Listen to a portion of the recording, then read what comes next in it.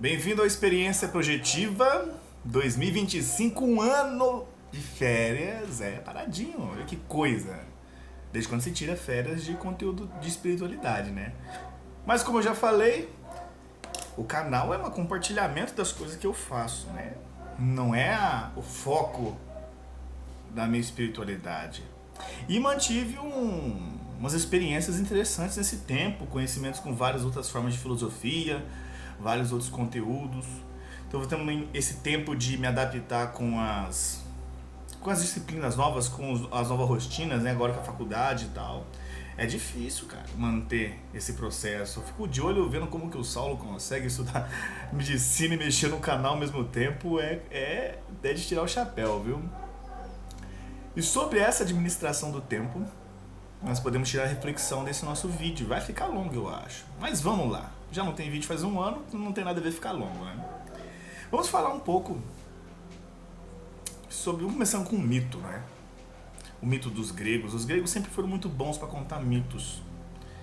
E é sobre... Vamos abrir com esse mito. O mito da cosmogênese grega. Então, para os gregos, o mundo sempre foi atrelado aos deuses. O pensamento mitológico, ele sempre fez parte do pensamento grego e ainda influencia muito. E para quem acha que o pensamento mitológico não influencia no pensamento humano atual, é muito equivocado, porque influencia muito. Antigamente, antes, se dizia que existia para os gregos caos.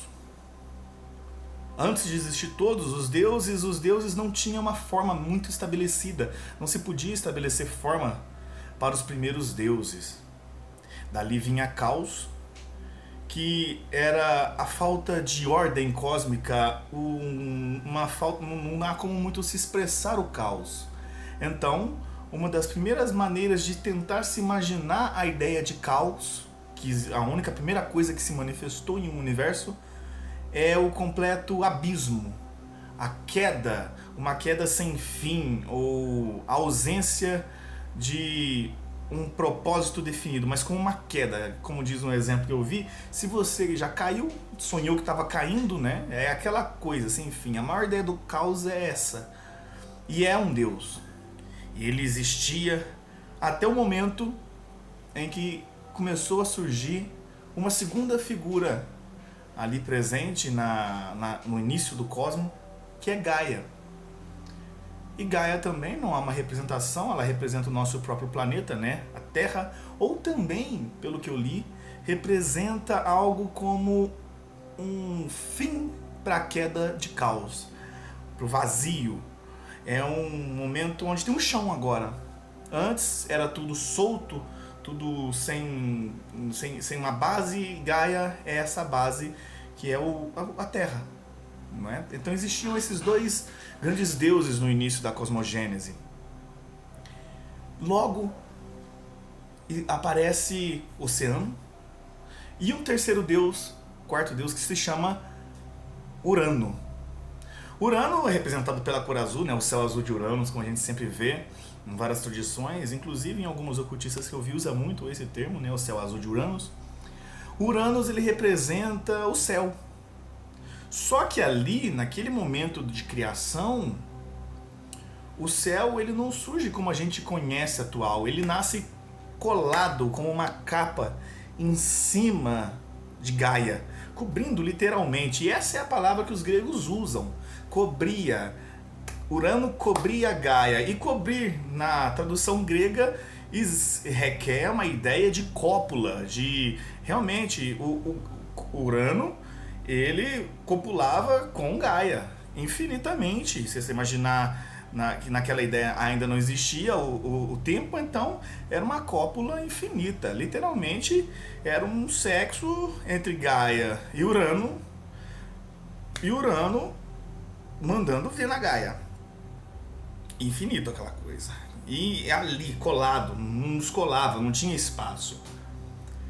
É simbólico, viu? Não é que os gregos pensavam que isso realmente isso é assim. Existe um simbolismo, né? Depois vamos falar disso. Mas acaba que Gaia, ela produzia filhos da cópula entre Uranus e ela.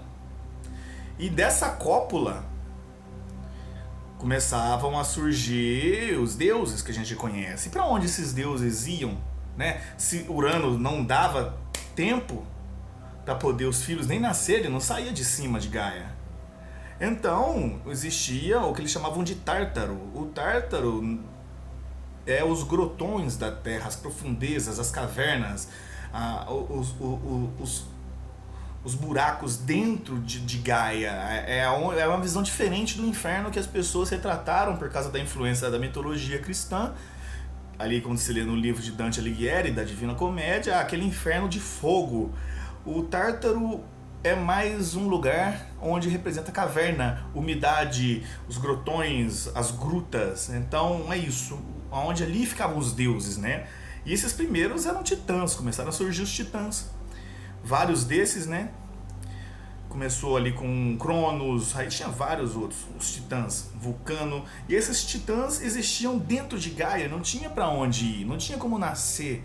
E Gaia sofria profundamente porque não conseguia parir seus filhos, porque Urano não dava trégua para ela.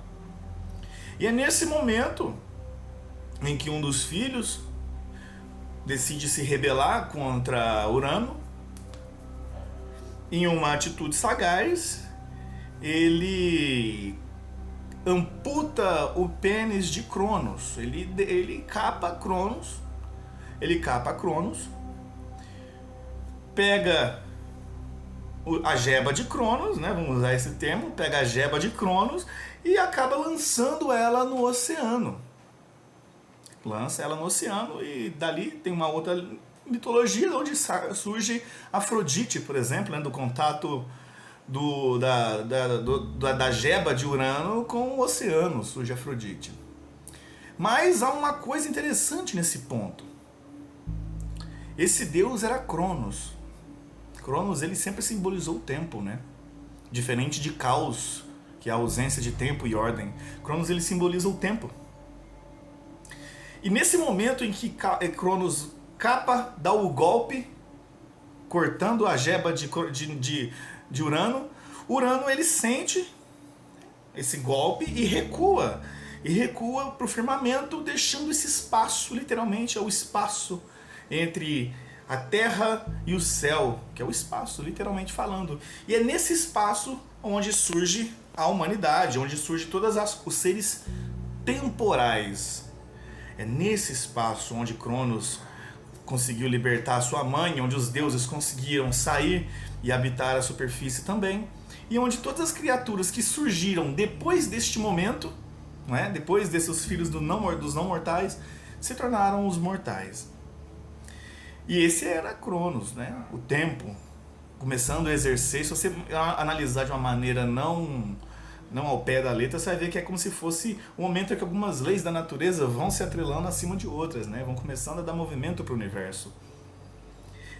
E bem, Cronos, depois que ele aplica esse golpe e libera esse espaço, ele começa a viver e casa com uma de suas irmãs e começa a ter filhos. Os deuses gregos que a gente conhece, Zeus, Poseidon, Hermes, todos esses deuses. E ele cortou a jeba do próprio pai. Então ele suspeitava dos filhos, né? Imagina, se para poder libertar, por poder eu fiz isso, imagina que esses meninos vão fazer comigo se eu baixar minha guarda. E Cronos era paranoico e suspeitava dos filhos. Suspeitava que uma hora os filhos iam para cima dele. E para evitar esse momento, Cronos decidiu tomar uma atitude, que ele não aguentava mais ficar sempre com a guarda alta perto dos filhos. E ele literalmente decidiu devorar seus filhos, comer seus filhos, digestivamente. Ele engolia seus filhos. Engoliu vários deles, todos, menos um, que era Zeus. Porque a sua avó, Gaia, decide proteger. E Gaia, em um movimento inteligente, para enganar Cronos confrontando ela, cadê o último? Gaia decide entregar para ele um monte de pedras enroladas como se fosse uma criança. enrolada e dá para Cronos, e Cronos come aquilo feliz da vida achando que era Zeus. E se sente completamente tranquilo. E essa é a mitologia do surgimento do tempo. E é uma mensagem muito bonita aí. Por quê? Pro tempo, olha que interessante isso, pro tempo não importa se é criança ou pedra, o tempo devora tudo. E essa é a grande metáfora por trás dessa de Gaia, dando um monte de pedras e Cronos se satisfazendo. Para ele não faz diferença, para o tempo não faz diferença.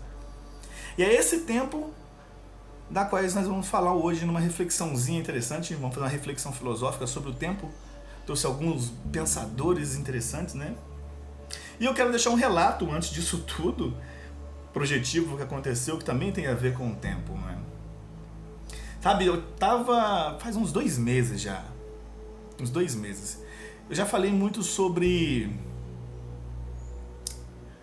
simulações que acontecem durante a projeção astral e você não sabe se está projetado ou não, porque nas simulações você só vai saber quando acaba, porque literalmente os mentores querem te dar uma ideia de que você é aquilo, para você ter uma experiência. Então, como eu já falei, tive simulações, já tem uns vídeos aqui no canal já, simulações de abandono, tive simulações com desencarne meu com relação a simulações de desencarne com relação a entorpecentes alucinógenos, tem vários tipos de simulações que acontecem. E essa foi uma de prisão, de alguém, como a liberdade é importante, né? E nessa, não sei se foi algum espírito ou se foi somente uma orquestração dos mentores, eu estava, não sabia que era eu projetado, mas era eu, roubando algumas joias de uma fazenda, como se fosse naquela década de 30, né, de 20, 30 ali, e fazendo isso com um rapaz que tinha me convencido, como se fosse um amigo, só que eu não queria fazer aquilo tanto, né, na minha cabeça, naquela simulação. E tinha um policial que era amigo meu, sabia disso, e eu tava torcendo pra ele encontrar a gente, porque eu não queria ter feito aquilo, tava arrependido, e o rapaz nervoso comigo, e nós fomos fugindo pelas estradas de terra, da zona rural, né, parecia aquela aqui de Minas, e bem, uma hora a gente se depara com esses policiais armados, fechando, eu lembro até de uns carros mais antigos, de policial, como se fosse uma viatura antiga, e eu me entrego as joias, e o outro rapaz acaba se entregando também, porque não tinha escolha, e eu fico preso 2 anos, cara. E nessa simulação, sim, as simulações elas são fortes experiências, porque você acorda com toda a experiência dela. Então eu tive a experiência espiritual, mas ela se soma na experiência mental, consciencial, física, de que eu fiquei 2 anos preso. E cara, quando eu acordei, é valiosíssimo a experiência da liberdade. Liberdade também tem a ver com o tempo, que tem tudo a ver com esse nosso tema de hoje. E isso foi muito forte, cara. As pessoas acham assim, a pessoa vai ficar 1 ano preso, só 2 anos preso, 6 meses. É muito, cara. É muito. Essa ideia de tempo, quando você está passando por uma experiência ruim, literalmente um inferno. E quando eu voltei era bom demais. Hoje valorizo o tempo como nunca valorizei, eu acho que antes na minha vida. Antigamente era muito desperdício, muita procrastinação, mas hoje está diferente. Graças a essa experiência, simulação, não sei quem foi o espírito ou os mentores que me deram essa experiência, mas agradeço desde já, e é forte pra caramba. E você só sabe que não é real, que não é você, quando você volta pro corpo. E bem, eu trouxe uns pensadores pra gente falar, queria compartilhar isso antes para dar uma atenuação nessa ideia de liberdade e tempo. Então vamos falar um pouco sobre Platão. Platão era um filósofo grego, acho que o mais famoso deles, né? Platão, Sócrates e Aristóteles, são os 3 cabeças aí lá da Grécia. E bem, ele ensinava na academia de Platão, que era no jardim de Academos, né? Por isso daí vem o nome de academia. Olha só, para quem não sabia, academia, quando você vê essa palavra, era porque Platão ensinava nos jardins de Academos, né? Aí veio esse nome, academia. E bem, Platão, ele dizia que o mundo é falso. no sentido dele não ser tão real quanto o espírito, não ser tão perfeito quanto a questão do espírito. Então ele cria um mito chamado mito das cavernas, mito da caverna, né? Quem viu Matrix sabe do que eu estou falando, é bem aquela ideia do filme Matrix, de que o mundo real é o mundo das ideias, mas não é tão utópico, distópico quanto Matrix, não. Mas o mundo real é um mundo das ideias, onde tudo que é real tem uma categoria. Algo para ser real não pode deixar de ser. Então, um objeto que é perecível, ele pode desaparecer com o tempo, mas a ideia do objeto é permanente. Eu posso ter uma cadeira, uma mesa, um objeto na minha mão, uma caneta. O objeto por si é falso, mas a ideia dele é perfeita. E a ideia dele é mais real do que o próprio objeto. Porque algo que é real não pode deixar de ser. Então Platão ele fala que existe essa diferença de tempo porque a ideia ela é suscetível à eternidade, ao imperecimento, enquanto que o físico ele é sujeito ao perecimento e é falso. Só que o ser humano, o ser humano vivo, o humano, não, essa palavra ser humano indica o ser superior, né, do humano, né? Mas o homem ele é suscetível a ambas as influências. Então ele é um ser que tem um corpo imperfeito que existe em um mundo imperfeito, perecível de sofrimento, onde tudo é passageiro e deixa de ser. Mas ele também tem uma alma perfeita, um espírito bonito, que é maravilhoso e é real e é perfeito. Então, o que é o homem? Para Platão, é uma grande incógnita, um grande erro cósmico de existência, onde você não dá para saber diferenciar. A ideia do semideus é muito, mais ou menos essa pegada. É um pezinho no céu e um pezinho na terra, né? Então, para Platão, tinha essa diferença do mundo ideal, o mundo das ideias, que era fora da caverna, e o mundo interno, dentro da caverna. E para quem não conhece o mito da caverna de Platão, eu vou explicar rapidinho. Platão dizia que o homem está acorrentado dentro de uma caverna, com grilhões de ferro, aonde ele via imagens na parede da caverna que eram projetadas por pessoas que já tinham saído da caverna e voltado, mas que empunhavam algumas formas projetadas naquela parede para poder enganar as pessoas que estavam acorrentadas. E as pessoas acorrentadas, com o passar do tempo, acreditavam que as imagens projetadas, ou seja, ao mundo, é real. Só que teve um desses que se desacorrentou, olhou e percebeu que tudo era falso. Ele saiu da caverna. Quando ele saiu, ele percebeu que o mundo real, o mundo das ideias, era muito mais belo, muito mais gigante, e que ele é real e existia. E ele decide voltar para falar para os outros, olha, isso aqui é falso. Só que ninguém acreditava nele, porque quando ele falava, olha, você está vendo, é falso, olha para cá, ele, não tem nada lá, aqui que é real. Entende? O mundo da caverna é esse. Essa é bem por cima, estou contando aqui para não prolongar muito. E a diferença de tempo para Platão existe justamente aí. Existimos duas percepções de tempo, uma baseada no corpo e outra baseada na alma, onde são o mundo ideal e o mundo físico. Para Platão tem essa diferença. Então a ideia é mais real do que o objeto em si. Aristóteles, no livro da Metafísica, número 1, né, ele acredita que, para Aristóteles é diferente uma coisa, ele acredita no universo que ordena o todo, né? É uma influência do pensamento mitológico, onde você vê que Deus, essa inteligência que ordena o todo, ela é regedora de tudo e é a parte mais real do universo. Então é isso. Sendo assim, ele acredita numa espécie de tempo diferente, aonde que existe o objeto em si, como por exemplo eles usam muito a ideia do joelho, né? Ou seja, o ser humano ele cria, ele tem um corpo e algo fez o joelho, o corpo dele em si, mas não foi o homem quem fez, então quem fez está acima e é essa inteligência que rege tudo. E esse corpo tem uma função. E a função, a aplicação prática do corpo tem um tempo perecível, mas a inteligência que rege o corpo, que está por trás da forma, ou seja, é aonde as coisas se impregnaram nessa forma, ela é imperecível.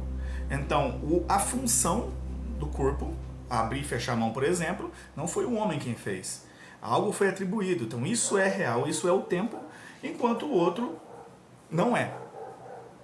Para simplificar e explicar melhor, que eu acho que ficou meio confuso, é uma ideia de que existe, para Aristóteles, que isso aqui, o corpo, é o que nós chamamos de ente. E o que está por trás, que define que isso é um ente, é chamado de ser. Sendo que, para ser, não pode deixar de ser. Porque aquilo que deixa de ser, não é. Então, aquilo que deixou de ser é um ente. Então, para ele, tem essa pegada. É como a ideia de que a aparência só existe por causa que existe a essência. Então, não pode existir algo aparente sem que exista algo essencial por trás. Então, a ausência do ser humano impede a existência do humano em si, do ser fora. Porque tudo é essa inteligência que rege o todo que está por trás. Sendo assim, tudo isso não existe sem o que está por trás, né? O ser, a origem, essa mônada, como diriam os hindus, né? Essa inteligência mais sutil do que está por trás. Então, o que dá função a um objeto é a ideia que está por trás do próprio objeto. É muito parecido um pouco com o pensamento de Platão. Mas quando se trata do tempo, se você for ver lá no livro 4 da Física, de Aristóteles, que é uma leitura chata do caramba, os livros de Aristóteles, tão chata quanto as leituras de Kant. No livro 4 da Física de Aristóteles, onde ele fala a aporia de Aristóteles com o tempo, a aporia do tempo de Aristóteles, né? Ele fala o seguinte. Isso é interessante, é uma ideia que não foi refutada até hoje, então vamos tentar ser bem claro. Se você for imaginar o tempo, claro que Aristóteles também era matemático, né? E ele teve muitas ideias erradas, terra geocêntrica, finita e tal, né? Errou, mas também o pensamento daquela época de se pensar em muita coisa. Os caras estavam largados ali no meio da atitude, né? Então, para Aristóteles, se você pensar no espaço e no tempo, vamos pensar no espaço primeiro, para nós definirmos primeiro o espaço e depois o tempo. O espaço é definido entre pontos, aonde você tem um cruzamento entre movimento, ou seja, o espaço-tempo é onde o tempo move o espaço. Então você tem pontos de lugares, e pode existir dois pontos ali, um outro ponto aqui. São lugares, cada ponto no espaço define um lugar. Então, é diferente da ideia do tempo, porque quando você vai trabalhar com o tempo, existe a medida de tempo que é instantes. Um tempo ele é baseado em vários instantes, mas um instante por si só, ele imediatamente se torna solitário, porque não tem como ter dois instantes ocupando um único lugar. E isso ele chamava de... Esse pensamento que ele teve na linha filosófica a chamar aporia. Aporia é quando você chega em um beco sem saída, uma reflexão onde é um beco sem saída sobre uma lei ou sobre uma coisa que não tem como ir para frente nem para trás, mas travou, é ali. Isso filosoficamente é muito satisfatório e é uma das grandes conquistas do filósofo. É meio maluco de se pensar num mundo onde a gente está atrás de resultado constante, né? Resultado e resultado, que era a resolução de um problema, enquanto o filósofo está atrás de um problema insolúvel. E Aristóteles chegou nessa conclusão, nessa reflexão. No tempo, é feito de pontos de instantes. Só que dois instantes não podem ocupar o mesmo espaço, porque não existe dois instantes, existe um instante só. Por exemplo, o agora é um instante. Não existe dois agoras, é um instante. Só que a grande pergunta é se esse instante ele se torna um instante que não vira passado. Um presente que não vira passado. O que é um presente que não vira passado, senão a própria definição de eternidade, né? O momento presente que não vira passado. Sendo assim, para Aristóteles, um instante tem que sair, porque nós estamos falando de um mundo passageiro do tempo. O tempo define passagem, correria, fluxo. Sendo assim, um instante, para deixar de ser um instante, ele só pode deixar de ser um instante se ele for ocupado por um outro instante. Para ele sair dali e se tornar passado e esse outro instante ocupar este lugar. Só que para esse instante ocupar o lugar deste, por algum instante, esses dois instantes devem coexistir. Isso por si só, quando se trata do tempo, é impossível, pois não existe dois agoras ocupando o mesmo espaço, é o mesmo tempo, né? E isso é a aporia dele. Como que um instante deixa de ser, sendo que ele não pode coexistir com o outro, sendo que um instante por si só é solitário? Ele já define, ele é excludente, né? Esse instante agora que você está, por si só, exclui todos os outros. E aí Aristóteles chega em uma aporia, um beco sem saída, e essa ideia de Aristóteles é tão forte que até hoje ela é irrefutável. Se você parar para pensar, o que justifica um instante deixar de ser um instante? Isso é irrefutável. Então, para Aristóteles e Platão, existe a percepção de tempo de duas maneiras: a percepção da alma e a percepção do corpo, sendo que a da alma ela tem uma visão mais eternalizada e a do corpo ela é passageira e fluida e constante, e ela tem um sentido para o caos, morte e perecimento. Epicuro, algum tempo depois, toma mais água aqui que eu tô com a boca seca. Epicuro, estoico, um romano que era por muito chamado de o porco, injustamente. Por quê? Ele criou uma forma de pensamento chamado de hedonismo. E o hedonismo epicurista é muito, muito diferente do hedonismo que a gente conhece no mundo moderno, regado a Shandong e loiras tailandesas e essas coisas aí.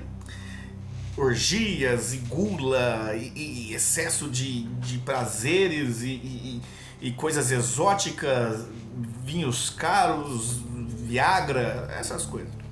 Isso não tem nada a ver com o hedonismo epicurista, pois para Epicuro o tempo é medido de acordo com o prazer, mas não qualquer tipo de prazer. A infelicidade para Epicuro é justamente quando você utiliza de meios que tornam difíceis o prazer com coisas simples.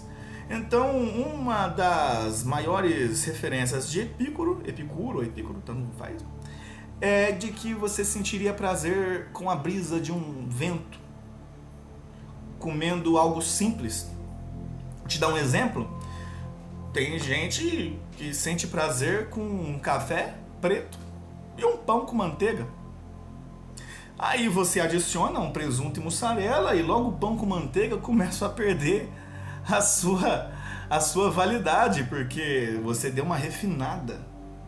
E logo você põe esse pão com presunto e mussarela na chapa e dá um upgrade e vai melhorando, e cada vez mais a sua capacidade de sentir aquele prazer inicial que era o tal do pão com margarina nunca mais será o mesmo, porque você acabou estragando o seu hedonismo. Para Epicuro, o prazer é relacionado ao tempo. Prazer e dor é a grande medida de diferença de tempo, e isso nós sabemos muito bem. Porque, venha comigo pensar no seguinte: existem momentos da vida que a gente não quer que passe, existem momentos da vida que a gente quer que passe e eles não passam. Momentos de dor e sofrimento são disparadamente longos. Quem teve uma época ruim Todos aqui já tivemos nossas épocas ruins, dias ruins, momentos ruins, e esses momentos ruins demoram para passar e nós desejamos que eles passem, enquanto momentos de prazer, de júbilo, de felicidade, nós, como nos vamos dar conta, nem sabemos quando ele passou, ou então quando percebemos que ele passou, sabemos muito tarde, antes mesmo de perceber que ele tinha passado. Pois o prazer e dor é a grande medida de tempo para Epicuro. Então, para Epicuro, a medida de tempo ela é estritamente sensorial. Ela tem a ver com as sensações e o prazer. Só que é claro, essa forma de pensar acabou causando, naquela época, um grande turbilhão entre os pensadores romanos. E eles falavam, hoje você tem vários mitos em cima de Epicuro, falando que a galera comia e vomitava para comer de novo, mas isso não é dele, isso é diferente. O povo não gostava porque, onde se tinha uma ideia de índole moral, ele falava, não, prazer é importante sim, povo, que isso, prazer é importante nada, você tem que se manter íntegro e tal. Mas nós percebemos muito isso hoje. Você está no teu trabalho, você quer que teu trabalho acabe logo para você chegar em casa, e quando você está em casa, o teu tempo voa e você não fez nada e você já tem que trabalhar de novo. Sendo que o tempo é sempre o mesmo. A contagem do tempo é sempre a mesma. Não é? Sendo assim, esse é o pensamento de Epicuro. Ele é um pensamento de qual o tempo ele é relacionado ao sensorial. Então, Platão e Aristóteles, existiam dois tempos, da alma e do corpo. Epicuro, não existe o tempo da alma, é sim a questão do prazer, é sensorial. E logo vem um pensador, Agostinho, que depois virou santo, né? Agostinho nasceu na Argélia, depois ele decidiu ir para Roma, se tornar o tão conhecido Santo Agostinho. E Agostinho tem um livro que chama Confissões, no livro 11 de Agostinho, onde ele faz as reflexões sobre o tempo. E é um livro interessante de você conhecer, pois as reflexões de Agostinho acontecem relacionadas a um diálogo dele com Deus. Ele escreve como se ele estivesse falando com Deus, né? Ele e Deus conversando. E pé da vida, porque ele não sai do ponto de uma reflexão, o que é o tempo. Ele olha, diz para Deus, por que eu não saio? Eu não sei o que é o tempo, eu não consigo entender o que é o tempo. E vai conversando com Deus. E Deus pergunta para ele, o que é o tempo? E Agostinho diz, agora que você me pergunta, antes de você me perguntar, eu sabia o que era, e agora que você me perguntou, eu não sei. Essa frase de Agostinho no livro das Confissões, livro 11, ficou marcada como uma das melhores definições de que hoje a gente conhece como pensamento intuitivo, intuição. Não é? Às vezes tem pensamentos intuitivos que chegam a você que você sabe o que é, mas não sabe explicar. Ou seja, você entende, mas não consegue transformar isso em um discurso. Não consegue transformar isso em uma explanação. E ainda ele não baixa, guarda continuando conversando com Deus. Ele percebe que não sei o que é o tempo. Mas eu sei porque eu não sei o que é o tempo. E isso é um grande progresso para Agostinho, pois você saber o porquê você não sabe é 90% do processo de aprendizado, né? E ele fala, eu não sei o que é o tempo porque eu estou completamente imerso no tempo. Somente um eterno que está fora do tempo saberá dizer o que é o tempo, pois está fora. Isso faz todo sentido. No ocultismo, se você for ver uns livros de Papy, Papus, escreve Papus, mas alguns falam Papy, que ele é o fundador da franco-maçonaria francesa. Tem um livro dele que chama Tratado de Ciências Ocultas, são 2 volumes, mas lá no tomo 1, ele dá a ideia do ocultismo como uma tradição de analogia. Faz tudo através da análise. Então, você tem fatos na base da pirâmide, leis e princípios. Fatos, leis e princípios. aonde os fatos são regidos por leis e as leis são regidas por princípios. Sendo assim, somente quem está acima sabe completamente o que é abaixo. Um exemplo, você pode estar em uma casa, dentro dela, aonde você vai ter uma visão dos detalhes internos. Você pode até andar em volta da casa, você vai ver os detalhes do muro, das maçanetas, de tudo por dentro dela, mais próximo, mas você nunca vai ter uma real visão de como ela é por inteiro, de uma visão mais afastada. Assim como se você estiver afastado, você vai olhar tudo aquilo, mas nunca vai ter uma visão completa dos detalhes. Então, o ocultismo, para Papi, trabalha juntando esses dois processos de análise do micro e análise do macro, aonde ele chama de analogia. E juntando esses dois, você chega numa verdade mais completa. É assim que trabalha a ideia da magia dentro do ocultismo, que é controlando os princípios que regem as leis, e assim você pode operar em cima da causa, controlando as leis da natureza. Dos efeitos, né? As leis controlam os princípios que vão controlar os efeitos da natureza. E é muito isso que Agostinho fala com Deus, porque você é eterno, você sabe o que é o tempo, mas eu estou imerso no tempo, eu não saberia. É como um peixe, ele não saberia que está em um oceano, porque para ele o oceano é infinito, ele está lá dentro, não é? Sendo assim, a ideia de tempo somente o eterno saberia, e ainda ele continua. Ele define que existe dois tipos de tempo. Dois tipos de tempo. O tempo do corpo e o tempo da alma. Aí é que está a diferença mais explicada do que a de Platão e Aristóteles.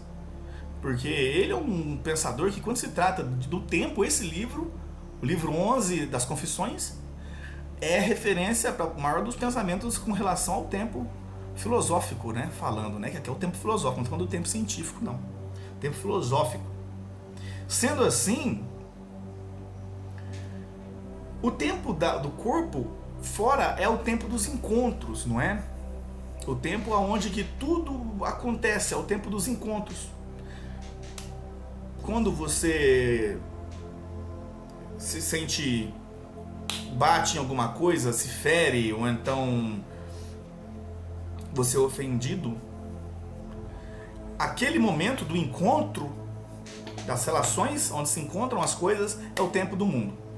O tempo do mundo é o tempo dos encontros. É um encontro de coisas acontecendo simultaneamente. É o momento onde tempo e espaço se conflituam e bate um com o outro. Mas o tempo da alma é diferente, pois no tempo da alma as coisas duram mais. Então, quando você bate o corpo em alguma coisa, seja chutar o dedinho no canto da mesa, a dor supera o momento do encontro. Assim como alguém te ofender naquele momento, te deixar triste, com raiva ou zangado naquele instante, aquele instante para a alma perdura durante muito e muito mais tempo. Uma pessoa rancorosa que está vendo o vídeo aí pode me dizer, ou nenhuma rancorosa, qualquer pessoa normal que já sofreu algum tipo de coisa sabe do que eu estou falando, que o tempo do encontro para a alma é superior ao tempo do encontro do físico. Então, para Agostinho, e isso não saiu do cardápio até hoje, existem as duas diferenças de tempo, do tempo do corpo e o tempo da alma. Sendo assim, ele põe ainda uma outra coisa, que o eterno só existe porque existe o presente, o tempo mundano, o tempo passageiro. Põe água para mim, por favor. Assim só existe o tempo, o eterno, porque existe o temporal. Porque se não existe o temporal, o aqui e agora, por si só não tem definição do que seria o eterno. Ou seja, um só existe em função do outro.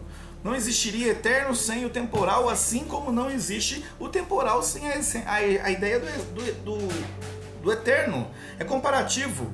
Ou como pode-se dizer, não existiria o lado de cima se o de baixo não existiria, não existiria norte se o sul não existiria, não existiria algo quente se o frio não existisse. Então essas relações do eterno e do temporal, para Agostinho, são por causa que os dois existem, um é referência para o outro, um é a base para o outro existir.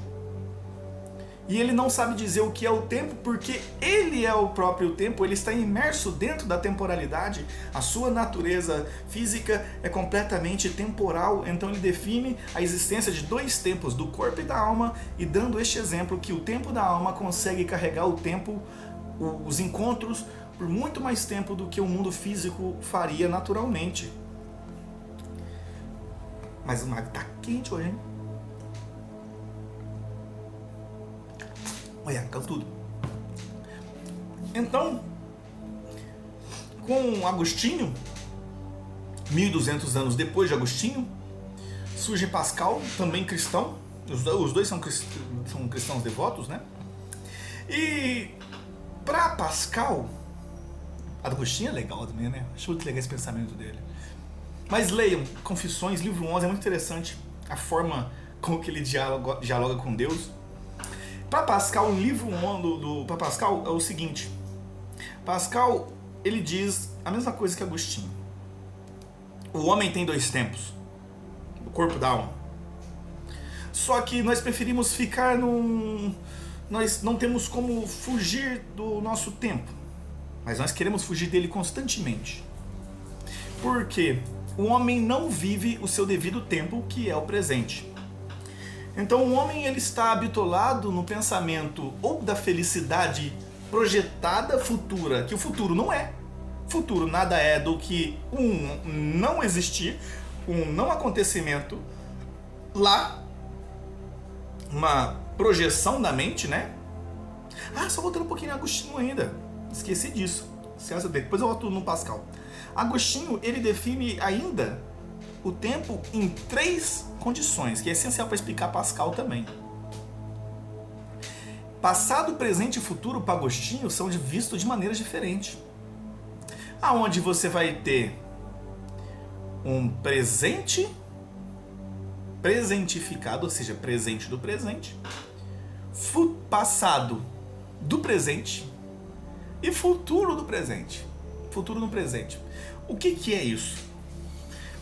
Para Agostinho, o passado é uma atividade intelectiva da mente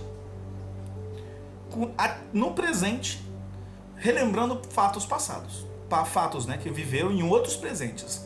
Então, o passado, para Agostinho, nada que é uma ação do presente da consciência humana, uma ação intelectiva do presente. Então, ou seja, passado é um passado presentificado, é um passado no presente. É uma ação de lembrar no presente, porque você não lembra no passado. Você está no presente lembrando de algo. E esse algo não existe mais. Então ele não está em um lugar chamado passado, ele está nas memórias. E as memórias existem somente na mente. Porque o tempo do mundo, como falei antes, é o tempo dos encontros. A memória dos encontros existem só na mente humana. Não existe no mundo. O mundo é o contato. A memória do mundo, a memória dos contatos só existe na intelectividade humana. Sendo assim, o passado presentificado de Agostinho é o pensamento humano no presente, relembrando os momentos que aconteceram. Assim também é o futuro. A imaginação criando antecipações, criando probabilidades, tentando se colocar em perceber os fatos de possibilidades futuras, de presentes que não aconteceram no presente. Porque a sua mente não vai para o futuro perceber algo que ainda não aconteceu. Existe somente o instante presente, onde você intelectivamente consegue viajar entre passado com a memória, futuro com a imaginação, e o presente do presente para Agostinho é através da atenção, onde você foca 100% no que está acontecendo. E assim Pascal define que o homem não vive no presente, ele está sempre projetando essa felicidade do futuro, onde não existe, ele corre atrás dela, igual um burro corre atrás da cenoura. E a antítese da felicidade no passado é a nostalgia de achar que no passado também foi bom. E o futuro será bom também, que é a felicidade e a nostalgia do passado. Mas o homem, ele nunca está no presente, porque o presente agride. O presente, ele é de certa forma violento e desconfortável. E o ser humano, como ele não pode fugir do presente fisicamente, pois o físico, o corpo humano está atrelado ao tempo do mundo, o tempo dos encontros, o homem, ele acaba passando a fugir do tempo com a alma, que é a mente. Ele foge para possibilidades do futuro, para nostalgias do passado. Quem aqui não é daqueles que falava assim que como era bom antes, né? Aquela época boa que a gente não dava valor. Era bom quando era na década de 90. Hoje é pior, não é? Antigamente que era bom, hoje o mundo tá ruim. Ou então não espera chegar final do mês logo, receber o salário para poder fazer tal coisa. O final do mês vai ser melhor. Sexta-feira é o melhor dia da semana, sábado, domingo, né? Então esse é o pensamento que Pascal está trazendo, da onde que ele diz que manter-se muito no presente dói. E é por isso. E não dói só porque é agressivo a ideia do sofrimento no presente, tentar entender a realidade presente, aceitar a realidade presente é doída, mas é que o homem, com um tempo de fuga, ele acaba, por defesa e instinto de sobrevivência, antecipando o sofrimento que não existe. Então a ideia de que o presente pode ser ruim, mesmo que ele não seja, já é o suficiente para o homem fugir do presente. Se isso não é uma das definições mais interessantes sobre ansiedade, que é justamente a resposta inconsciente a algo violento que não está acontecendo, a um medo ou alguma coisa que pode ser agressivo, mas que não está acontecendo, mas é um hábito, um gatilho. Isso Pascal pensou 1200 anos de Agostinho. E é um pensamento e tanto esse aí. E ele propõe uma ideia de que a solução, que não traria felicidade, mas te traria uma qualidade de vida melhor. Passarinho derrubando as coisas. Tô com torcicolo. Uma ideia era a do alinhamento. Um alinhamento entre corpo e alma. Um alinhamento entre esses dois pensamentos já seria te daria uma qualidade melhor de vida, pois você estaria vivendo no seu próprio tempo, mesmo que esse tempo não fosse tão bom, pois ele seria agressivo de certa forma em alguns momentos, porque não existe uma vida completamente boa, ela é composta de uma orquestração, de uma salada de fruta, de momentos bons e ruins, e é isso. E tem coisas que é ruins para uns, que para outros não são, então é difícil definir o que seria a vida boa e o que seria a vida ruim em um momento presente.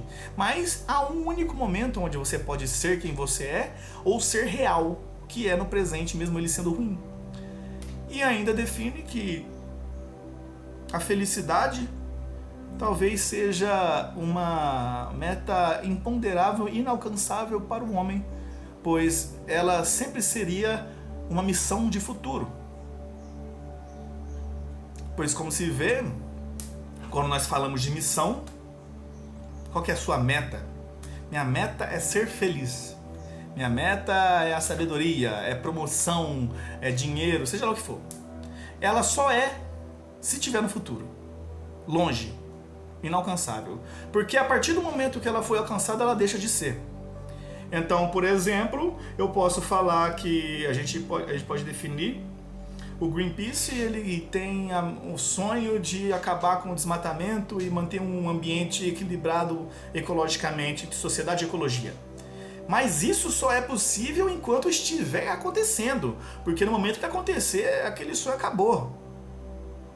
É bem parecido com o pensamento do amor de Eros, de Platão, que amamos aquilo que desejamos, não aquilo que temos.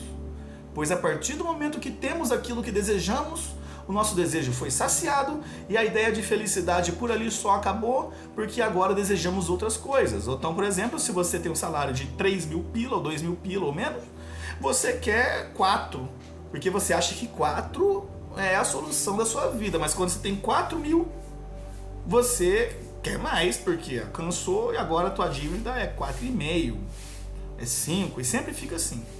Então, para ele, a felicidade é essa presunção irreal, que nunca vai chegar, pois está sempre no futuro a ideia disso. E diferente de Pascal,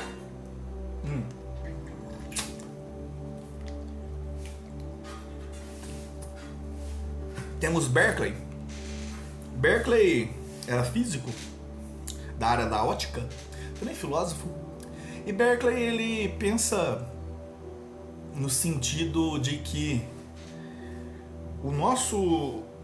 Ele é aquele cara do ensino médio que fala pra gente que a luz entra pelos olhos, né? Que não é... Demoraram pra poder definir isso. E realmente é uma briga de mais de 1000 anos isso. Do que como que a gente percebe o mundo. E da ótica, ele é quem trouxe a ideia que a gente tem hoje de que a luz bate no objeto e reflete dos nossos olhos. Sendo assim, para Berkeley, é maluco. Vai ser difícil explicar, mas vamos lá. O mundo não existe. Não existe nada. A única coisa que existe é a minha percepção das coisas. Vamos exemplificar. Eu estou aqui dentro de casa agora gravando esse vídeo. Então o mundo lá fora não existe. O mundo lá fora não é real. Não existe, não tem nada lá fora. Só existe quando eu percebo que existe. Então, eu indo lá fora, eu vou perceber um mundo que foi imposto e eu percebo e agora é real. Mas a partir do momento que eu virar as costas e não estiver olhando, não é real. Pois a realidade é a percepção. Eu sou a percepção. Porque... E tem uns argumentos dele que vêm no sentido assim. Quando eu vejo uma pessoa, um objeto, não é o meu olho quem vai ao objeto, mas sim a luz vai e traz o objeto até a informação do objeto até mim. Mas eu enxergo o mundo em mim, eu não enxergo o mundo em você, eu não enxergo o mundo no mundo, e cada um no mundo tem uma experiência diferente do mundo, ou seja, você enxerga o mundo na sua perspectiva, nas suas percepções, eu enxergo na minha e cada um enxerga a sua, mesmo que estejamos em um mesmo lugar. Sendo assim, não tendo um padrão, uma coincidência de percepções, como posso definir que seja real algo que não tem uma origem igual? Pode parecer maluco, e é bem maluco, mas para Berkeley, o mundo é projetado e ele é o perceptor do mundo, ele percebe o mundo. Sendo assim, para Berkeley, ele percebe o mundo e o mundo não é ele. Ele percebe as coisas em volta porque ele por si só é o centro de tudo. Ele basicamente é o universo. Ele é o centro do universo que percebe tudo. Então existe ele e Deus percebendo tudo. Se você pensar bem, faz um pouco de sentido, mas é meio maluco, mas não faz também. É doido. Então, o tempo para Berkeley, o que seria? Já que o mundo é somente um filme que se passa projetado na frente. Então, quando a pessoa conversa com ele, para Berkeley, ele fala, não, você não é real. Você é um filme que eu percebo. Eu percebo você, não quer dizer que você seja real. Quem garante que você não está aí para dizer que você também vê coisas como eu vejo, sendo que sou eu o universo. Não pode existir dois de mim. Então eu sou o perceptor do universo, eu sou a percepção de tudo. O que é então o diretor desse filme? É Deus projetando as imagens para ele ver. Sendo assim, o tempo para Berkeley é a velocidade com que os frames, esse filme cósmico é apresentado diante dele. E é maluco, cara. Berkeley é doideira. É interessante pensar, mas aí você percebe o teu nível de insanidade mental e que você tá precisando tomar um respiridona. Mas acontece. Tem um filme, esqueci o nome do filme agora, que é bem parecido com isso aí. Mas bem, depois dos pensamentos mais modernos, nós temos Nietzsche, existencialista. Os pensamentos existencialistas me tomaram esse ano e eu adorei, mesmo que muitos deles corram fora da linha espiritual. Mas, cara, é fascinante o pensamento existencialista, não tem como negar, e é foda, é bom, tem que ler, bom demais, todos eles. Gostei muito de Sartre, gostei de Nietzsche, Kierkegaard, bom demais. Então, Nietzsche, ele não acredita na transcendência. Ele não acredita na ideia da transcendência. Sendo assim, para Nietzsche, um dos precursores da ideia do nihilismo, que vem ali do pensamento de Spinoza, o nihilismo não é o abandono dos valores como as pessoas pensam, mas para Nietzsche, a pessoa que sacrifica o agora, a vida dela aqui nesse instante, de ser feliz agora, por uma vida eterna, que é improvável, porque coisa que falam tá lá fora. Isso é niilista. O niilista é aquele que sacrifica a sua vida agora em prol de uma utopia falsa, algo que está fora ainda, que não foi alcançada.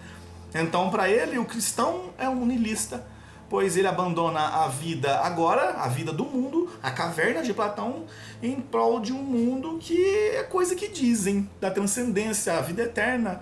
Então, ela aceita uma vida ruim, ela aceita viver uma vida medíocre, de qualquer jeito, sofrida, sendo que ele poderia ter feito coisas que ele tinha o tesão e a vontade de fazer, sacrificando este tempo aqui em prol de uma coisa futura, que é promessa, uma coisa vindoura que não é garantia de nada. Então o comunista também, né, como diz Clóvis de Barros, o comunista também para Nietzsche é um niilista, pois ele sacrifica a sua existência em prol de um ideal utópico que só existe na cabeça. É o Eldorado da política, né? Um mundo de ideias iguais, sem diferenças, onde todas as pessoas deveriam até mesmo pensar iguais para poder esse sistema funcionar. Então, é qualquer forma de pensamento que você sacrifique o agora em prol de uma transcendência. Para Nietzsche, é a infelicidade, é o niilismo, é o vazio, é o grande abismo. Sendo assim, Nietzsche ele acredita numa capacidade que o homem tem de uma eternidade, sim, mas não uma eternidade transcendental, uma eternidade do agora, aqui, nesse momento.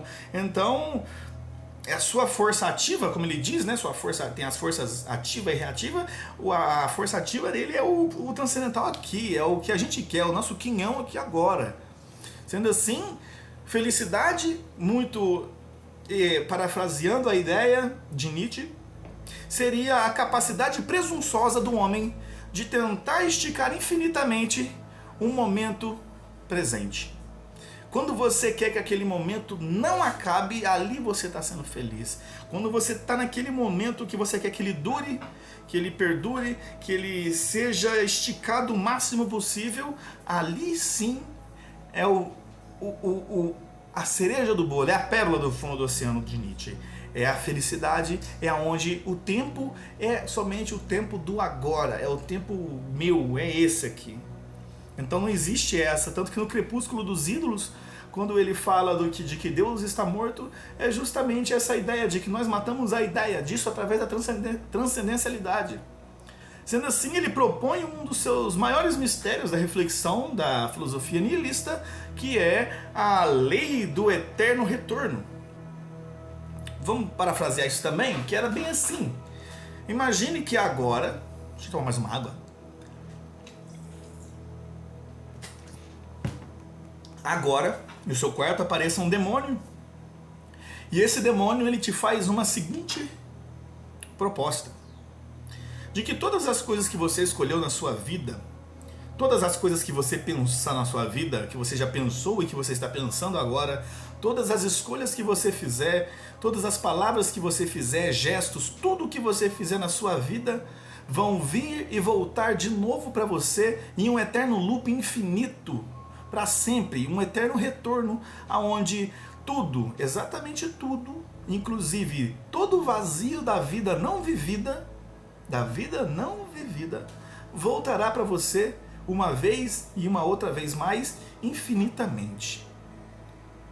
Onde chegaria ao ponto de que toda escolha que você fizer agora, você escolherá ela de novo por toda a eternidade.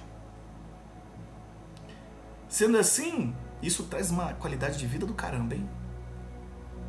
Imagine você pensar nisso, que agora você está envolvido nesse pacto e tudo que você escolher, você vai escolher de novo, do mesmo jeito.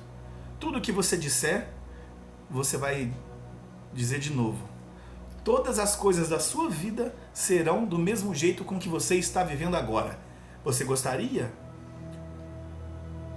Se a resposta for não, então você deveria imediatamente repensar os conceitos da sua vida. Porque se você está insatisfeito com a sua vida agora, nesse momento, ao ponto de que você não escolheria o que você está escolhendo agora, você deveria repensar imediatamente a sua vida e começar a escolher as coisas que você escolheria para você. De novo e de novo, em um eterno retorno. Então, para Nietzsche, é justamente essa capacidade de você escolher aquilo que para você, e foda-se Maria Preá, é importante. Não existe essa de... E o bem comum? Para Nietzsche, as forças são ativas e reativas, né? E as regras que definem o que vai ser bom para todos, mesmo que tenha que passar a régua para alguém, são leis criadas pelas pessoas reativas, porque o ativo não cria regra para poder parar ele mesmo, para poder se controlar. Então, quem cria a regra, quem vai contra o que você quer, são pessoas que estão agindo para se opor, para se contrapor, para ir contra você, para poder ir contra aquele que está sendo ativo. Sendo assim, um dos exemplos mais interessantes que eu vi, como você pode dar uma olhada, a moral para Nietzsche, ela é criada por pessoas com força reativa. Pois a moral protege os fracos, não os fortes. A moral protege os fracos. Isso é Nietzsche, hein? Não é? Eu vou falar, o que esse cara tá pensando? Mas é Nietzsche, eu tô falando ele como se fosse ele. E uma das maiores demonstrações de vitória da força reativa é a própria democracia, né? Como um exemplo que eu vi, interessantíssimo essa aula, acho que foi no YouTube que eu vi esses dias, que a democracia é justamente a demonstração máxima da vitória dos fracos sobre os fortes. Pois para quem seria mais vantajoso que todos os votos valessem como um, não é? Isso é vantagem para aqueles que valem menos um, porque para aqueles que estão abaixo, essa igualada ganha, eles sobem, enquanto para aqueles que são em força ativa, são acima, são mais fortes, eles são derrubados e igualados. Então a democracia para Nietzsche é a vitória dos fracos sobre os fortes, né? Da força reativa sobre a força ativa, e ele mesmo diz que a força ativa sempre perde, porque ela também não consegue fazer aliança com nenhum outro tipo de ação. Sendo assim, tempo para Nietzsche é o tempo do agora. E ele é medido, como diz o Clóvis, pelo seu tesão. É o que você quer. Porque sacrificar a sua vida, e se você parar para pensar bem, não é de todo errado, não é de todo certo, mas muito da nossa vida ruim é um sacrifício que fazemos pensando em outros. Ou às vezes controlado por outros, na maioria inconscientemente, controlados emocionalmente ou intelectivamente por pessoas do nosso redor. Família, política, governo, tudo. Então, a lei do eterno retorno eu acho muito interessante você pensar justamente por causa disso. Há de se pensar, né? Quanto de si mesmo você sacrificou em prol de um tempo que você perdeu e que não volta mais. E quando você olha e vê que a sua vida está ruim, há de se repensar nas suas escolhas. Nietzsche ele é muito pé no chão nisso e é uma leitura incrível. Crepúsculo dos Ídolos, para mim, foi um dos melhores que eu vi desse último ano. Dá uma olhada. Crepúsculo dos Ídolos, ótimo livro. Ou também Assim Falou Zaratustra. Livrão. Muito bom. E bem, espiritualmente falando, cara, é uma análise minha. Eu sempre vejo que a filosofia, trouxe vários filósofos que pensam diferente, mas você pensa que nenhum deles se atreveu a dizer que ele está certo. Porque a filosofia, ou um filósofo, ou uma linha filosófica, ela não é a verdade absoluta. Pois, assim como a gente não percebe, como Agostinho diz, o tempo como uma verdade porque a gente está imerso nele, nós nunca vamos perceber a verdade porque nós estamos imersos nela. Sendo assim, todas as linhas filosóficas, religiosas ou crenças que você tenha, políticas, qualquer uma delas, só são pontos de vista de uma mesma coisa. Então é interessante que se averigue essas formas para que você vá somando e montando a sua.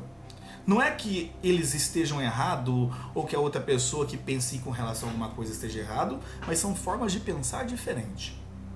Como eu trabalho com a questão de espiritualidade, de filosofia, da projeção astral aqui, por exemplo, que é mais a minha vibe, a minha áreazinha, então eu percebo que existe sim o tempo do mundo, existe o tempo transcendental, mas eu também não sacrificaria o tempo meu aqui agora na vida, me privando de tudo quanto é coisa, pensando também em chegar como um santo no plano espiritual. Pois a regra... Aí as pessoas vão me xingar agora, porque a regra que fala que eu vou ter uma vida transcendentalmente boa é regra criada por grupos. A maioria são igrejas, grupos de tudo quanto é jeito, de religiões, de seitas, de condutas, de éticas políticas. Cada um tem a sua regrinha, porque cada um acha que é dono da própria verdade. Sendo que a única pessoa que pode dizer a si mesmo qual que é o melhor jeito de você viver a sua própria vida é você mesmo. Então você pode estar envolvido em qualquer tipo de relações interpessoais. Isso é escolha sua. Eu não estou falando para você não participar de uma religião ou de um grupo que seja, mas que o grupo está fora de si, então ele não pode definir quem você é ou quais serão as suas ações com relação à sua verdade. O alcance seu da sua transcendentalidade, da sua vida boa, né? Porque se Deus te colocou no mundo, aqui, não é para você desperdiçar esse mundo em sofrimento, porque tem coisa boa aqui, então não posso ter nenhum júbilo nesse mundo, porque pro pensamento que vem junto com o cristianismo, somente aquele que teve uma vida... Eu não estou jogando bem um pé da letra aqui, viu? Não vai me julgar não, viu, cristão? Eu também sou, mas também não é nem assim, não. Somente aquele que teve uma vida aqui sofrida, terá uma vida eterna boa. Pois é mais fácil o camelo passar pelo buraco da agulha do que um cara bem sucedido, rico, entrar na eternidade boa, né? Porque criaram até eternidade ruim, né? Então, traduzindo completamente errado, como vejo muito a metáfora de Jesus, quando ele diz que Como é? Não, é os serão exaltados. Eu esqueci agora a palavra que ele usa. Os humilhados serão exaltados, não é? Não tem nada a ver com o que as pessoas estão falando hoje. De que a vida de penitência, de sofrimento, de negação. Oh, poxa, não tem nada a ver isso não, cara. Se você também quer ser feliz aqui, vai fazer suas coisinhas. Você gosta de tomar sua cervejinha aí, por exemplo. Ah, eu tomei uma cerveja espiritualmente, eu sou podre. Nada a ver. Se você estiver no controle da situação, no seu controle da situação, vai. O problema é quando a ação controla o indivíduo. Aí é complicado. Aí quando o vício pega, quando vai te desequilibrando, quando você não consegue mais escolher, as suas atitudes estão sendo manipuladas pela atitude externa, aí sim você abre o olho. Mas enquanto você estiver no controle, tá no equilíbrio, tanto que Buda fala muito disso, né? Um caminho do meio, é um caminho de equilíbrio. Tá aí. Porque quem tá falando que a garantia da vida eterna boa, do tempo, eternidade, transcendental bom, é baseado na abstenção do mundo físico, não tá lá para falar. Que garantia é essa? Aí eu concordo com Nietzsche quando ele fala que é coisa que dizem. É coisa que dizem. Se você acha, por exemplo, que seres de alto nível de luz aí não conseguem alcançar tomando uma, então você deveria conversar um pouquinho mais com os pretos velhos, com alguns Exus, com os pessoais ali que trabalham mais na linha de frente, né, de amparo dos umbrais, pois graças a essa potencialidade deles é que o trabalho consegue ser executado. Então o tempo cada um dele dá de um jeito diferente. Mas como o meu mentor, o Alayara, uma vez falou para mim, que a única coisa que nós levamos deste mundo são as experiências conscientes que temos dele. As experiências conscientes que temos deste mundo. Sendo assim, este mundo, ele necessita de estar presente. Mesmo que seja ruim a situação. Não tem outro lugar. Eu concordo muito com o Pascal aí também. Mesmo que seja agressivo o presente, um alinhamento de corpo e alma é essencial para que você esteja vivendo a vida. Porque uma vida vivida, ela exige presente, presencialidade. Uma vida vivida existe, você está no agora. Não tem como você viver no passado ou futuro. Isso é a fantasia, é a ilusão, é o sonhar fantasioso e uma nostalgia agressiva.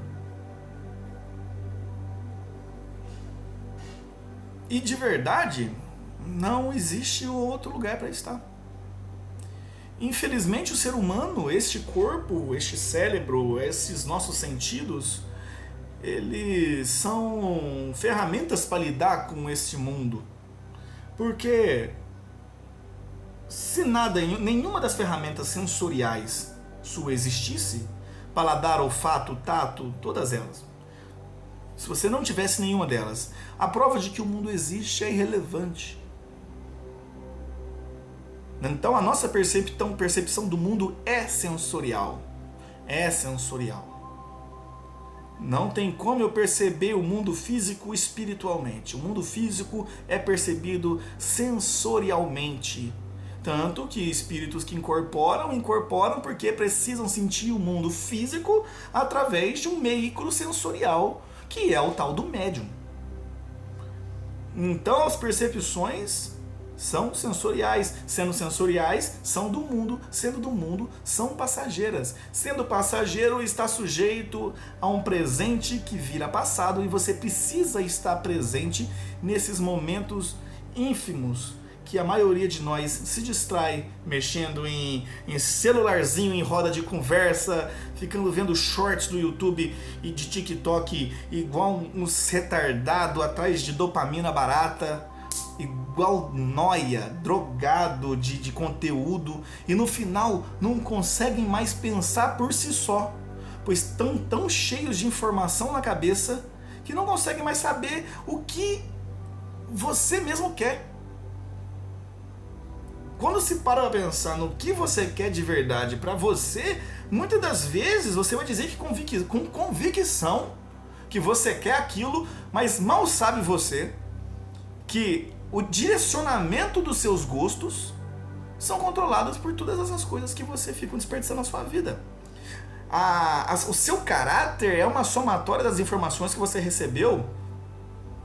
Vamos supor que, claro, que com as encarnações você já vem com uma certa declinação para um lado. Mas a folha em branco, a folha que você já recebe quando você nasce, ela está mais em branca do que escrita. E a influência familiar, a influência do lugar onde você nasce, a influência política, a influência da arte, a influência de tudo, você vai pegando aquilo que você acha melhor ou que te maltrata, porque as pessoas hoje são mais resultado dos traumas do que das escolhas, e vão formar o ser humaninho que você é hoje. Só que é muito melhor você escolher. E é o que Nietzsche fala pra você também, né? Você escolhe. Não deixa que ninguém vai lá e escolha por você de qualquer jeito. É a tua vida. E a moeda de troca do conhecimento e da sabedoria é o momento presente. Tá aqui. Se você parar pra pensar num ser como Buda, né? um Jivamukta, que a diferença entre Buda e Cristo é, como você vê na doutrina secreta de Blavatsky, Buda é um Jivamukta e Cristo é um Nirmanakaya. Traduzindo isso do sânscrito, Buda vem a ser e o Cristo é. Cristo desceu o Cristo. Mas Buda, Buda focadíssimo. Focadíssimo, determinado. O príncipe de Kapilavastu transcendeu. Chegou à consciência crística. Aqui. Quer um outro exemplo de pessoa focadíssima? Focadíssima? Alexandre o Grande. 32 anos de idade. Fez tudo o que fez. Eu tô com 33 e namoro com a minha mãe.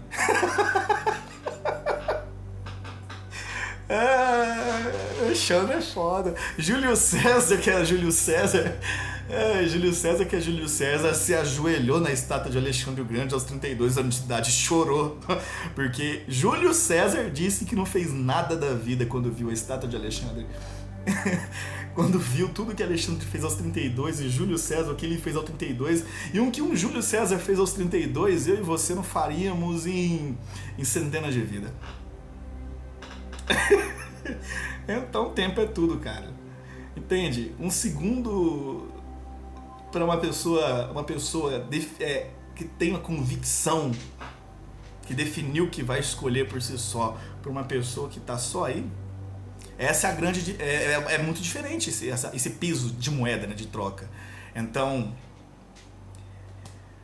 tem gente que vive e tem outros que só reagem. É o que nós chamamos de sobreviventes. E hoje é tão bonito, né? Então a pessoa é um sobrevivente. Passou por tudo, aguentou bronca, viveu uma vida ferrada e todo mundo aplaude de pé, né? Sendo que você pode viver a sua vida, escolher. Inclusive escolher, pelo menos se você estiver sofrendo, que pelo menos seja um sofrimento que você escolheu, não escolhido pelos outros, pelo amor de Deus, você tem escolha. Abre o olho. Galera hoje enaltece esse tipo de coisa. Ai, Dona Maria lá do morro do não sei das quantas, é uma sobrevivente. Ela reagiu a vida inteira, cara. Eu sei que é difícil pensar assim que as pessoas não têm escolha. Sofrem, todo mundo sofre. Ainda mais nós que é mais de classe baixa, sofre. Mas ainda assim a escolha. Ainda assim a escolha, mesmo que poucas e difíceis. Mas pelo menos que as poucas e difíceis sejam nossas. E que a vida que a gente passe não seja somente desperdiçadas em coisas dos outros. Então o tempo para mim tem muito a ver com a decisão. Como diz Jean-Paul Sartre, outro filósofo existencialista francês, é você quem escolhe. Porque o ser humano é condenado a ser livre. Isso vai dar um tema para outro vídeo, hein? É condenado... Olha isso. O ser humano é condenado a ser livre. Pois diferente dos animais, que já tem a sua natureza definida, você não vai ver um gato escolhendo ser um pavão, um cachorro querendo ser gente. Cachorro é cachorro, gato é gato, e a natureza deles é definida assim, por isso que eles não sofrem tanto. Agora o ser humano, ele nasce com os instintos animais, mas ainda assim necessita de definir a sua essência. Então, a liberdade humana condena ele a escolher. Você é obrigado a escolher. Você tem sempre que escolher. E o tempo, para mim, aqui no mundo, é isso. É escolha. Inclusive nos planos astrais ainda o tempo vale. De certa forma, nas dimensões mais inferiores, o tempo é um pouquinho diferente, é óbvio. Lá mais, comparado aqui, lá é mais rápido. Mas ainda assim é mais eterno, vai se endarguecendo. Mas ainda assim você percebe que tem que escolher. O espírito humano é um ser de escolha. Ele não é um ser escolhido. É um ser de escolha. E não tem como, se você falar que não vai escolher, você já escolheu. Escolheu não fazer nada. É necessário que você pense no seu tempo como um bem. Assim como você cuida do carro que você tem, você cuida da casa que você tem, você cuida de tudo que você tem, você cuida do tempo. O tempo é sua moeda de troca. Não deixe as pessoas ficar usando. Como diz Sêneca na Brevidade da Vida, acho que no capítulo 3 da Brevidade da Vida, ele fala que brigamos, né, com nossos vizinhos quando eles entram alguns côvados de terra para dentro do nosso terreno. Brigamos com paus e pedras. Mas as pessoas que nos roubam o tempo, que é a coisa mais valiosa da vida, nós mesmos as trazemos de bom grado para a nossa vida. Aquilo que nos rouba tempo são as nossas escolhas inconscientes. Ou nossas escolhas inclinadas pelos nossos egoísmos mais baixos possíveis. Não há outro caminho. Quem garante, né, que seguir tais regras de algumas coisas vão te garantir uma transcendência legal ou não? Se você não se sente bem, questione. Mesmo que o grupo fale, olha, você fizer isso, você vai se tornar um Mahatma, vai passar para o nosso lar. Se você não se sente bem lá no fundo da sua alma, cara, questione. É como assim? Não é? Tem que pensar. Sendo assim, o meu conselho é o famoso conselho, né, do Espiritismo, que também está envolvido com umas outras linguagens, que é o orai e vigiai.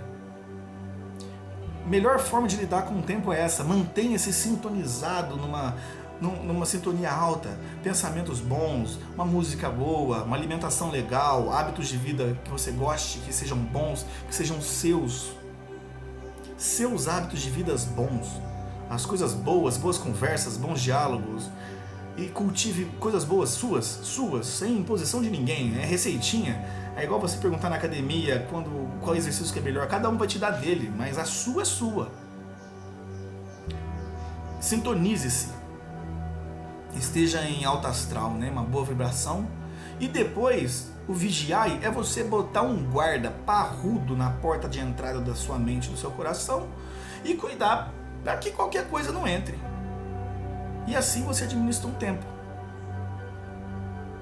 Com muita luz, com muita paz, e até mais.